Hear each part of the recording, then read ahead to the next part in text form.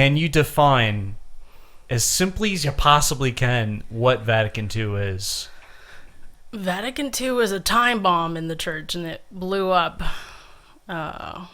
every level of the faith that we have. I guess in a summary, it was a time bomb that took off. It wasn't something that happened. Some people are like, well, everything started at Vatican II. Well, actually, kind of not, because we had the modernists that were working beforehand. Like, for example, there was Cardinal Bugnini. He's the mastermind behind the creation of the Novus Ordo, and he was a known Mason. Bugnini is like the dumbest name for a person, right? I'm sorry. No offense to innocent people named Bugnini, but it's just such an evil-sounding name. Yeah, well, he was really evil. He hated the Mass at the heart of it, and he wrote a book. It's like this thick. And I had to read it, almost threw up. I'm sorry. But he wanted to destroy every aspect of the Mass. He's like, oh, let's change this because of this, and change that. As a Freemason, the Freemasons had been attacking the church throughout different centuries. But they decided, and they wrote a manifesto, that they would have to infiltrate. And once they infiltrated, because, attacking the church, persecuting the church, trying to kill the church, through the martyrs, it wasn't working. Every time they killed, some martyr, the church would blossom forth with a lot more converts. Yeah, people see that and they're like, oh, it's hardcore. Yeah, exactly. They just died for something, So what is this? What is it that they actually died for? So it wasn't working for them. So they had to rewrite a whole plan of what they were going to do, and they're going to infiltrate the church. They said that's the only way to do it. So I guess my question would then go to, how do you know he was motivated by his beliefs from the Freemasons? For Freemasons, yeah, I'm sorry. It's not part of my everyday dialect yet. I'm still a new Catholic. So the Freemasons are very secretive. That's like when you get into the highest realms of Freemasonry, it's very secretive.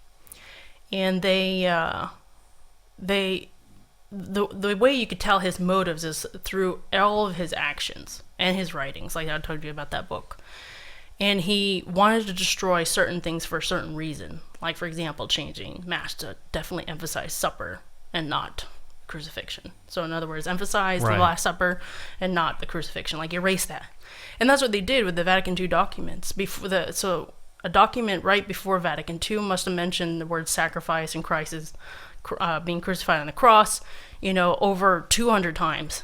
You get to the Vatican II documents, barely mentioned 4 times. I see. So it's not like they completely erased it. They actually just lessened it to an extreme degree that and then you heightened would everything else. Yeah. And then heightened everything else. So it's like, it's super this and definitely not really that. So when you're talking about like Mr. Bugnini, it's such a fun name to say though, right? It's such a Annibale Bugnini is his full name. Oh my gosh.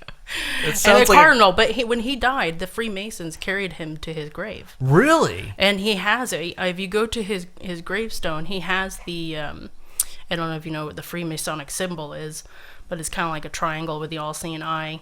Okay. Freemasonic symbol that they all use, and that's on his gravestone as well. So it was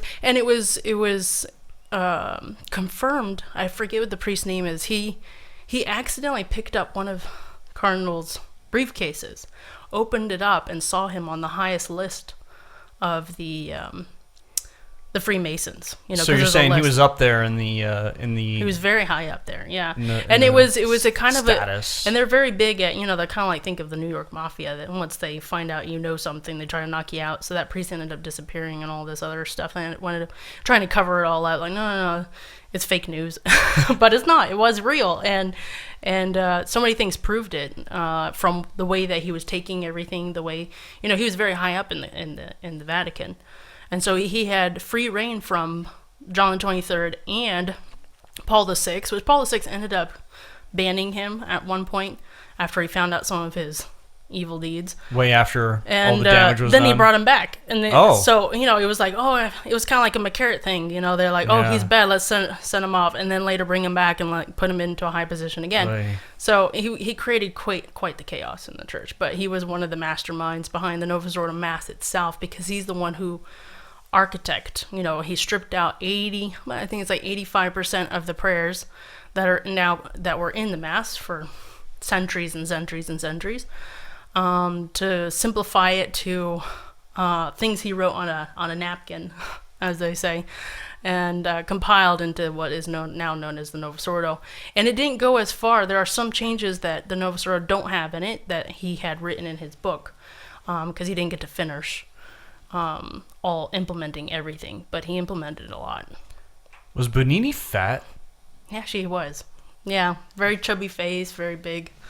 Yeah, it's always interesting. It's always the people with the fat face that are destroying civilization.